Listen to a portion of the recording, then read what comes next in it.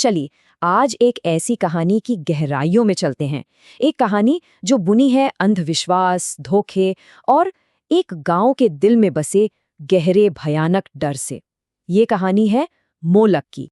सोचिए, एक ऐसे गांव के बारे में जहां लोगों की जिंदगी एक देवता के खौफ के साये में कटती है। उनका मानना था कि अगर देवता खुश हैं तो सब अच्छा होगा, फसलें लहलहाएंगी। लेकिन अगर वो नाराज हो गए तो फिर सूखा, बीमारी, भुखमरी, मतलब तबाही पक्की थी। ये डर उनकी सांसों में घुल चुका था। और इसी डर और अंधविश्वास के माहौल में एंट्री होती है एक बाहरी आदमी की, राकेश, एक सरकारी अफसर। उसे तो बस एक रूटीन मिशन पर भेजा गया था। गांव के अंधेरे राज से वो बिल्कुल अनजान था। वो तो बस एक बंद पड़े स्कूल की जांच करने आया था।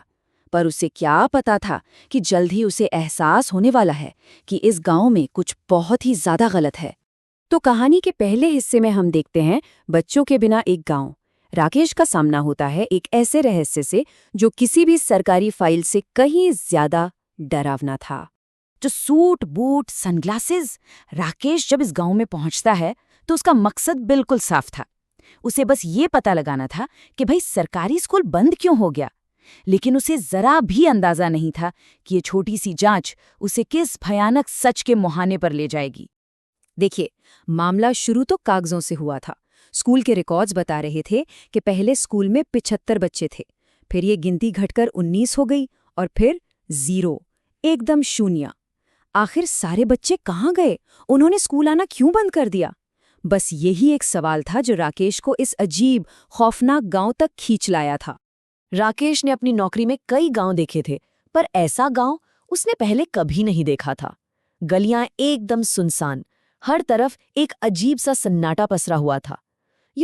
ये वो वाली खामोशी नहीं थी जो सुकून दे, नहीं, ये वो खामोशी थी जो बेचैन कर दे। ऐसा लग रहा था जैसे बच्चों की हंसी की जगह हवा में कोई अनजाना डर घुल गया हो। अब कहानी पहुंचती है अपने दूसरे पड़ाव पर, एक डरावने अनुष्ठान की फुसफुसाहट। गांव के अंधेरे कोनों से अब राकेश को कुछ ऐसे सुराग मिलने लगते हैं जो इस पूरे मामले को और भी ज्यादा उलझा देते हैं। गांव के एक पुराने टूटे-फूटे मंदिर में राकेश को आखिरकार कुछ बच्चे दिखते हैं। वो एक पल को राहत की सांस लेता है। चलो, बच्चे तो हैं, लेकिन ये राहत बस एक पल की ही थी। जब वो बच्चों के पास जाकर पूछता है, क्या खेल रहे हो? तो एक बच्चा बड़ी मासूमियत से जवाब देता है, बलि का खेल। और बस ये जवाब राकेश के दिमाग में किसी हथौड़े की तरह लगता है। बलि का खेल? ये कैसा खेल है?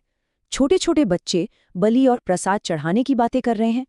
आखिर ये सब उन्होंने सीखा कहाँ से? ये सवाल अब उसे सोने नहीं दे रहे थे। क्या यहाँ वाकई कुछ ऐसा हो रहा है जो नॉर्मल नहीं है? और फिर राकेश की मुलाकात होती है गांव के पुजारी से, अघोरम। अब देखिए, एक पुजारी कैसा होना चाहिए? गांव का रक्षक, एक आध्यात्मिक मार्गदर्शक जिसकी मौजूदगी से सुकून मिले। लेकिन अघोरम, उसकी मौजूदगी से सुकून तो छोड़िए, लोगों में एक अजीब सा डर पैदा होता था। उसकी बातें किसी संत जैसी नहीं, बल्कि किसी चेतावनी जैसी लगती थीं। उस रात सरपंच के घर पर शरबत पीने के बाद राकेश की तबीयत कुछ अजीब होने लगती है और फिर उसे एक बहुत ही भयानक सपना आता है। सपने में वो एक राक्षसी मूर्ति देखता है, एक ऐसी मूर्ति जिसका सिर बैल का था और शरीर इंसान का, और उसके पेट में एक धधकती हुई आग की भट्ठी थी। ये वही मूर्ति थी जिसे उसने बच्चों को मिट्टी से बनाते देखा था। और अब हम पहुंचते हैं कहानी के तीसरे और सबसे अहम हिस्से पर, पुजारी का भयंकर रहस्य। अब कहानी उस मोड़ पर है जहां गांव के हर दुख, हर तकलीफ के पीछे का सच सामने आने वाला था। उस डरावने सपने से राकेश की नींद अचानक टूट जाती है। वो घबराया हुआ है और तभी उसकी नज़र खिड़की से बाहर दूर जंगल के खंडहरों में जलती हुई आग पर पड़ती है। उसका दिल जोरों से धड़कने लगता है और वो बिना एक पल सोचे उस आग की तरफ दौड़ पड़ता है। खंडहर में पहुंचकर राकेश के होश उड़ जाते हैं। सामने वही विशाल मूर्ति थी जो उसने सपने में देखी थी, और उसके ठीक सामने पुजारी अघोरम बैठा था। राकेश फौरन एक टूटी दीवार के पीछे छिप जाता है, लेकिन अघोरम अपनी आंखें बंद रखे हुए ही बोल पड़ता है, छिप कर क्यों देख रहे हो सरकारी बाबू? जब यहाँ तक आ ही गए हो तो सामने आ जाओ। ऐसा लगा मानो वो जानता था कि राकेश आएगा। और बस यहीं पर सारा सच परत दर परत खुलने लगता है। गांव में जो भी हो रहा था वो किसी देवता का गुस्सा नहीं था। नहीं, वो अघोरम की एक सोची समझी भयानक साजिश थी। उसका प्लान सिंपल था। पहला कदम, खुद ही संकट पैदा करो, मतलब सूखा और बीमारियां फैलाओ। दूसरा कदम, इल्जाम डाल दो देवता पर, कहो कि मोलक नाराज हैं। तीसरा कदम, डर का फायदा उठाकर समाधान बताओ, एक मासूम बच्चे की बलि। और चौथा, उस बलि से मिली शक्ति से खुद और ताकतवर बन जाओ। अघोरम एक जोरदार डरावना ठहाका लगाता है और फिर वो अपना घिनौना सच कबूल करता है। ये मूर्ख क्या जाने, वो कहता है, सूखा, महामारी, ये सब मेरा ही किया धरा है। ये मोलक कोई देवता नहीं, एक शैतान है जिसकी मैं पूजा करता हूँ। वो बताता है कि इन मासूमों की बलि देकर वो उनकी ऊर्जा से अमर होना चाहता है। ये सब सुनकर राकेश के तो पैरों तले जमीन खिसक जाती है। तो अब आता है चौथा हिस्सा, झूठे भगवान का सामना। जब सच की पहली किरण अंधेरे को चीरती है तो सालों से दबा हुआ डर भयंकर गुस्से में बदल जाता है और पूरा गांव अपने ही अत्याचारी के खिलाफ उठ खड़ा होता है। पर राकेश वहां अकेला नहीं था। उसने सरपंच और कुछ गांव वालों को पहले ही आगाह कर दिया था और वो सब भी छिपकर अघोरम का ये कबूलनामा सुन रहे थे। तू कातिल है, एक गांव वाला चीखता है। उनका भरोसा, उनका विश्वास सब एक पल में टूटकर बिखर गया था। सालों का दबा हुआ दुख और गुस्सा अब एक ज्वालामुखी की तरह फट पड़ा था।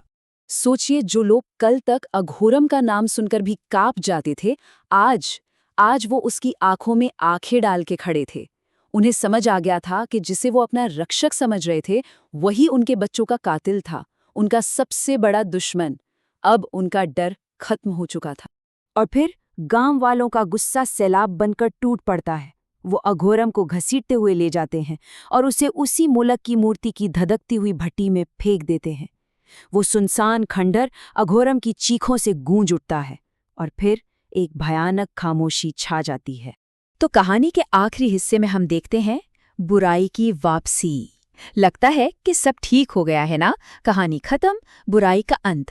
लेकिन शायद कहानी का असली खौफ तो अब शुरू होने वाला था। अगली सुबह गांव की हवा में कुछ अलग था। सालों बाद एक उम्मीद की रोशनी थी। बच्चे गलियों में खेल रहे थे, औरतें बेफिक्र होकर हंस बोल रही थीं। राकेश भी अपना काम खत्म करके शहर वापस जाने वाली बस में बैठ चुका था। सब कुछ एकदम परफेक्ट लग रहा था। बुरा सपना जैसे खत्म हो गया था। पर क्या बुराई इतनी आसानी से मर जाती है? एक अमावस की काली रात, उसी खंडर में कोई उस जगह को खोद रहा है जहां मूर्ति को दफनाया गया था। और जैसे ही मूर्ति का सिर मिट्टी से बाहर आता है, खोदने वाले के चेहरे पर एक शैतानी मुस्कान फैल जाती है। तभी बिजली चमकती है और उसका चेहरा दिखता है, वही लाल आंखें। वो अघोरम का बेटा था, अपने पिता के अधूरे काम को पूरा करने लौटा था। पिताजी, आपका काम अधूरा नहीं रहेगा। और ये हमें एक सवाल के साथ छोड़ जाता है, क्या बुराई का ये चक्र कभी खत्म होगा?